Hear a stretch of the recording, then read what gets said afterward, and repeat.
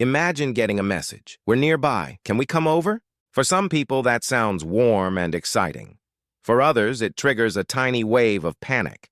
Their brain instantly starts calculating. The mess, the noise, the awkward conversations, the loss of personal space.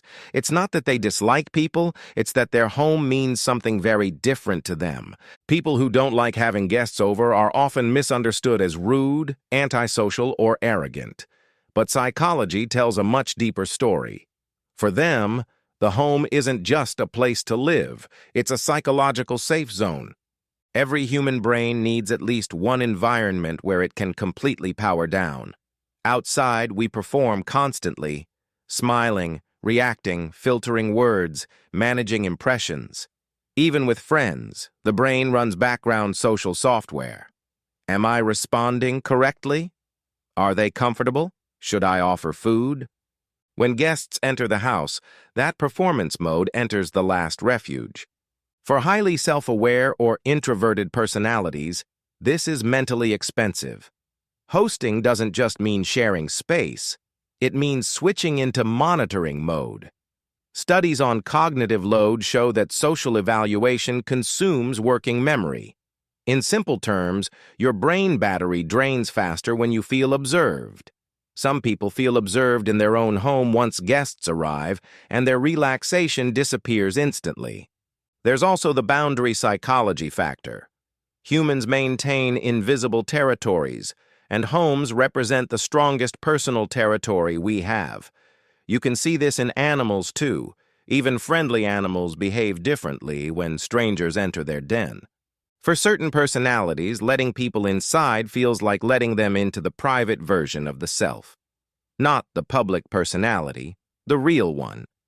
This is why many people who hate hosting actually love meeting outside. Cafes, parks, restaurants, perfect. Neutral territory.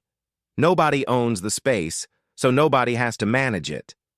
The brain stays socially comfortable because the environment carries the responsibility, not the person. Another big factor is predictability. Homes operate on personal rhythms.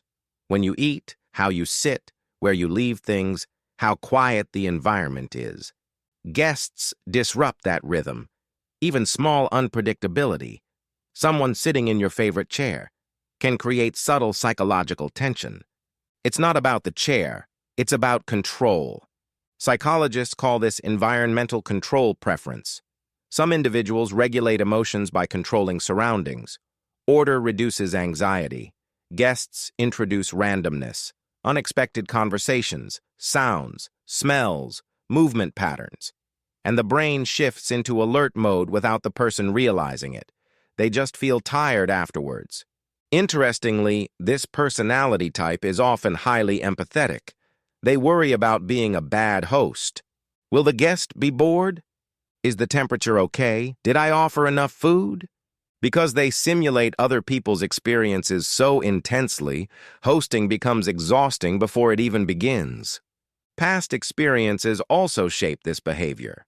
If someone grew up in a household where guests created stress, maybe parents argued about cleaning, cooking, or appearances, the brain learns a hidden rule. Guests equal pressure. Years later, they don't remember the origin, only the discomfort. The feeling remains even when the danger doesn't. There's also identity exposure. Your home reveals you without words. Your habits, organization style, hobbies, even emotional state. Everything becomes visible. For private personalities, that feels like unintentional self-disclosure. Meeting outside allows selective sharing. Inviting inside removes the filter. Minimalists and mentally clutter-sensitive individuals experience another layer. Visual noise drains attention. Guests often rearrange objects unconsciously, and afterward the person feels unsettled but can't explain why. Their brain detects environmental change as unfinished mental tasks, similar to leaving dozens of tabs open in a browser. Some people also recharge through solitude, not just silence. Solitude means the freedom to exist without social roles. Hosting removes that completely. Even if the guest is quiet, the mind remains socially on call, preventing true rest. This is why they may enjoy the visit while secretly counting the minutes until they can decompress. And here's the key point. Disliking guests rarely equals disliking people. In fact, these individuals often value relationships deeply. They just prefer interaction in controlled doses and locations. When they say, "Let's meet outside," they are protecting their mental energy so they can be fully present. Interestingly, technology has validated this psychology. Remote communication lets people connect while preserving territory boundaries. Many who avoid hosting maintain strong friendships because the emotional connection matters more than physical co-presence. So next time someone hesitates to invite you over, it's not rejection. It's a difference in how their brain defines comfort. For them, the home isn't a social venue, it's a recovery chamber. And if you recognize yourself in this, you're not antisocial. You simply recharge differently.